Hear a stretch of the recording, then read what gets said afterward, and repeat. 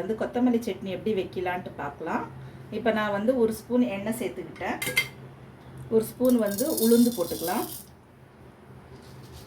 இதுலேயே ஒரு ஸ்பூன் வந்து கடலைப்பருப்பு போட்டுக்கலாம்.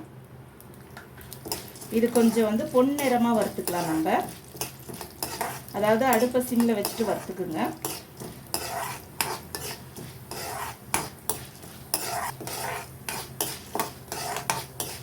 கொஞ்சம் அதாவது கோல்டன் ப்ரௌன் ஆகணும். ஒரு 2 சின்ன துண்டு இஞ்சி எடுத்திருக்கேன், அதையும் சேர்த்துக்கலாம். 7லேருந்து 8 பல்லு பூண்டு சேர்த்துருக்கேன். அதுக்கப்புறம் பார்த்தீங்கன்னா 3 பச்சை மிளகாய் எடுத்திருக்கேன், அதையும் நான் சேர்த்துக்கிட்டேன். வரமிளகா வந்து ஒரு 4 சேர்த்துருக்கேன். ஒரு 10 வந்து சின்ன வெங்காயம் சேர்த்துருக்கேன். தேங்காய் வந்து ஒரு 2 இல்லை 3 ஸ்லைஸ் தேங்காய் சேர்த்துங்க. புளி இந்த அளவுக்கு, அதாவது எலுமிச்சம்பழம் சைஸ் கிடையாது, ஒரு அதில் பாதி சேர்த்துக்கேன்.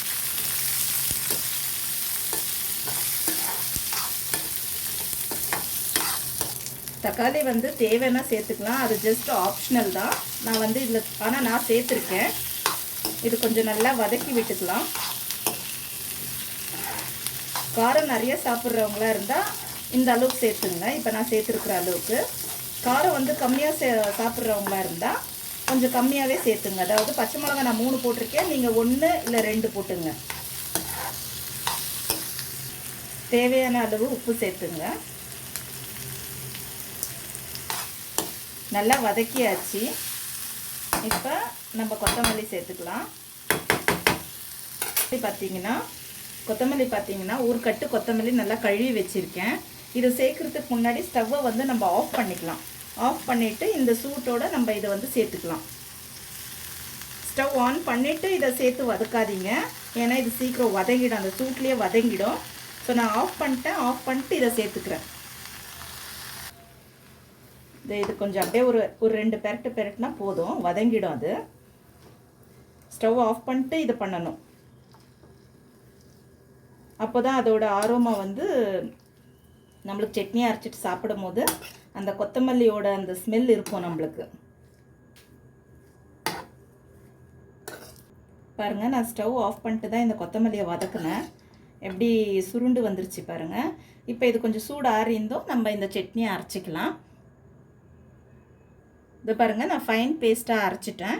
நம்ம இதுலேயே வந்து இந்த கொத்தமல்லி சட்னிக்கு நம்ம தாளிச்சிக்கலாம்.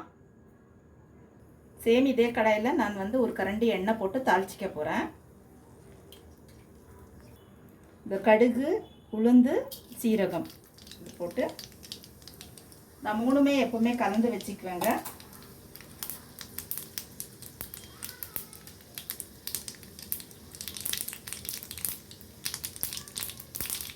நல்லா கடுகு வந்து வெடித்ததும் பொரிஞ்சதும் நம்ம வந்து கருவேப்பிலை சேர்த்துக்கலாம்.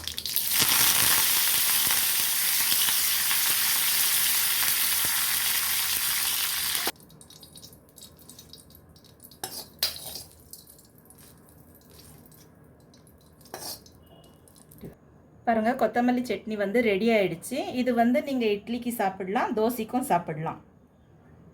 செஞ்சு பாருங்கள், ட்ரை பண்ணுங்கள். நல்லா இருந்துச்சுன்னா கமெண்ட் பண்ணுங்கள், ஷேர் பண்ணுங்கள், லைக் பண்ணுங்கள், சப்ஸ்கிரைப் பண்ணுங்கள்.